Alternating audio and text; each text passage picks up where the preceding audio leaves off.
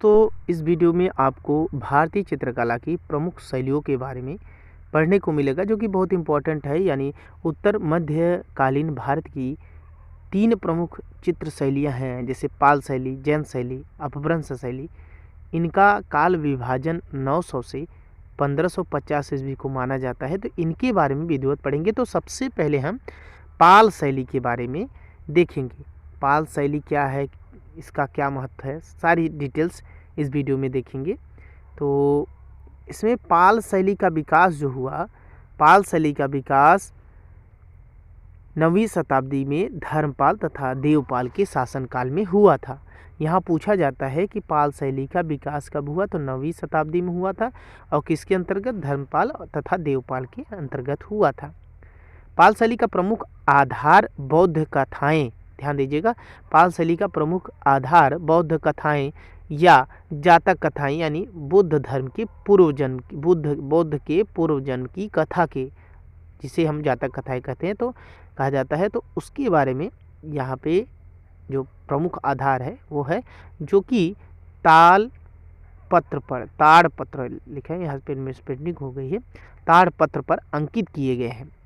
पाल शैली के अंतर्गत चित्रित अष्ट सहस्रिक प्रज्ञा पारमिता की पोथियां बौद्ध ग्रंथों पर आधारित हैं। ध्यान दीजिएगा कि अष्ट सहस्रिक प्रज्ञा पारमिता की पोथियां बौद्ध धर्म पर आधारित हैं। पाल शैली की सचित्र पोथियों में साधनमाला, पंचशिखा, गंधव्यूह, प्रज्ञा पारमिता तथा करण देव गुफा मुख्यतः उपलब्ध हैं और महायान बौद्ध ग्रंथों के रूप में जानी जाती है। अजंता के अनुकरण पर निर्मित इस शैली में तिब्बत, नेपाल शैली को भी अपने समाहित किया है और इसका प्रभाव बिहार व बंगाल के पूर्व क्षेत्र में भी दिखाई देता है। तो पाल शैली में अजंता शैली की कई विशिष्टताएं दृष्टिगोचर होती है, दिखाई देती हैं, पर यहाँ अजंता शैली का उन्नत और परिपुष्ट रूप धारण करने के बजाय इसकी विकृत व अवसान को प्राप्त अवस्था का आभास करती है। तो इस शैली में मुख्य रूप से अनुपात में नाक अधिक लंबी और गाल से बाहर निकली हुई नाक दिखाई गई है, यहाँ पे पूछा जाता है। और आगे देखिए तो पाल शैली में चित्रित पोथियों में लाल यानी सिंदूर, हिंगूर व महावर का प्रयोग किया गया है। नीला में लाजवर्त और नील का प्रयोग किया गया है। सफ़ेद में पाल शैली की बात किया जा रहा है, चित्रित पोथी चित्रों में बात किया जा रहा है। सफ़ेद रंग खड़िया या कासगर का प्रयोग किया गया है और काला के लिए काजर का प्रयोग किया गया है तथा मूल रंगों के मिश्रण से बनाए गए गुलाबी, बैगनी आदि रंगों का प्रयोग किया गया है। धीमान तथा बीतपाल, ध्यान दीजिएगा, यहाँ से क्वेश्चन बहुत बार पूछा है। धीमान तथा बीतपाल इस चित्र शैली के प्रमुख चित्रकार हुए हैं। तिब्बत के इतिहासकार लामा तारानाथ के विवरणों में धीमान तथा बीतपाल को पाल शैली या पाल चित्रकला के संस्थापक की संज्ञा भी दिया गया है। तो अगर पूछा जाए कौन है, तो धीमान और बीतपाल पाल शैली के संस्थापक माने जाते हैं। वर्तमान में पाल शैली के चित्र Boston museum, Asiatic society Calcutta, ध्यान दीजिएगा कि वर्तमान में पाल शैली के चित्र Boston museum, Asiatic society Calcutta व बीकानेर व बड़ौदा में संग्रहित हैं। ठीक है, अब जैन शैली के बारे में भी हम देख लेते हैं इसी में। तो 6ठी शताब्दी में सित्तनवासन गुफा में अंकित 5 जैन आकृतियों को जैन शैली का आरंभिक काल माना जाता है। ठीक है, इस शैली में ताड़पत्र पर पार्श्वनाथ, ऋषभनाथ, नेमिनाथ एवं महावीर स्वामी आदि के अनेक चित्र बनाए गए हैं। ताड़पत्र पर अंकित कल्पसूत्र की एक प्रति अहमदाबाद के संग्रहालय में सुरक्षित है। और ताड़पत्रों के अलावा वस्त्रों पर भी जैन शैली में काम किया गया है। वस्त्र पर चित्रित बसंत विलास एक प्रसिद्ध कृति है। यह वाशिंगटन की फेयर आर्ट गैलरी में सुरक्षित है बसंत विलास का एक चित्र। ठीक है, लखनऊ, इलाहाबाद, कलकत्ता संग्रहालय में जैन शैली से चित्रित वस्त्र सुरक्षित हैं। इस शैली में भावाभिव्यक्ति तथा नेत्रों में विशालता पर विशेष ध्यान दिया गया है। और जैन शैली में मार्कंडेय पुराण व दुर्गा सप्तशती जैसी वैष्णव संप्रदाय की संबंधित चित्रों का निर्माण किया गया है। इसके अतिरिक्त रति रहस्य, कामसूत्र के चित्रों का भी निर्माण किया गया है। बाल गोपाल स्तुति व गीत गोविंद भी जैन शैली में चित्रित किए गए हैं, संग्रहित हैं।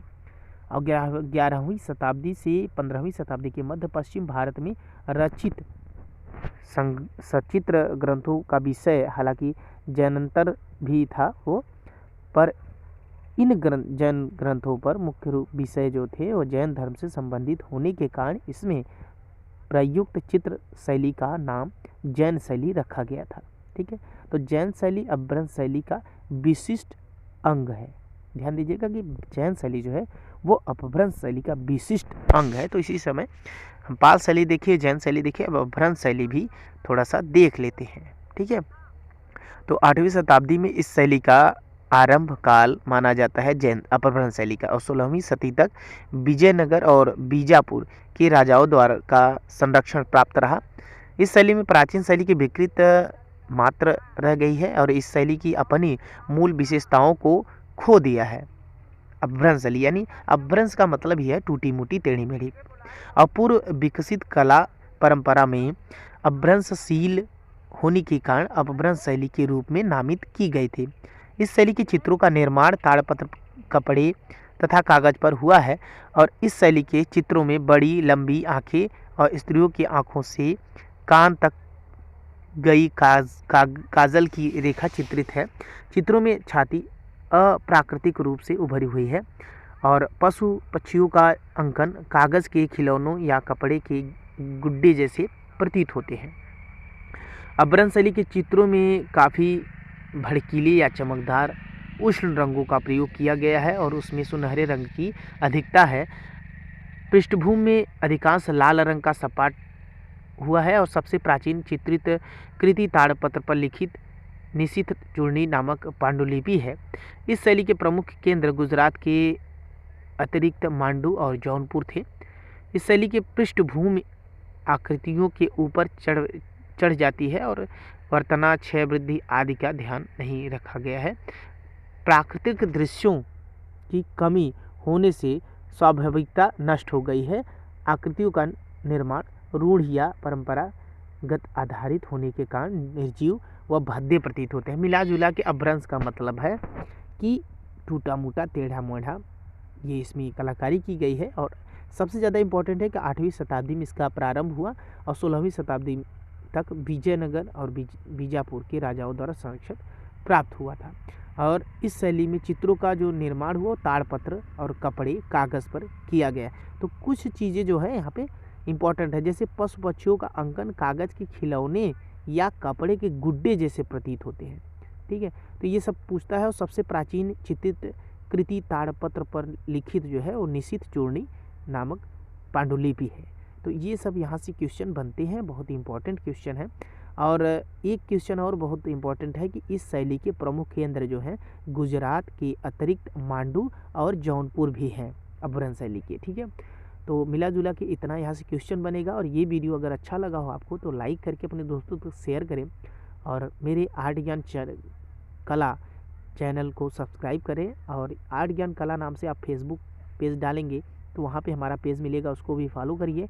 और टेलीग्राम पे भी ज्वाइन हो जाइए, जिससे कि आपको PDF और सारे नोट्स वहाँ पे टेलीग्राम से मिलते रहेंगे। तो thanks you for watching my video.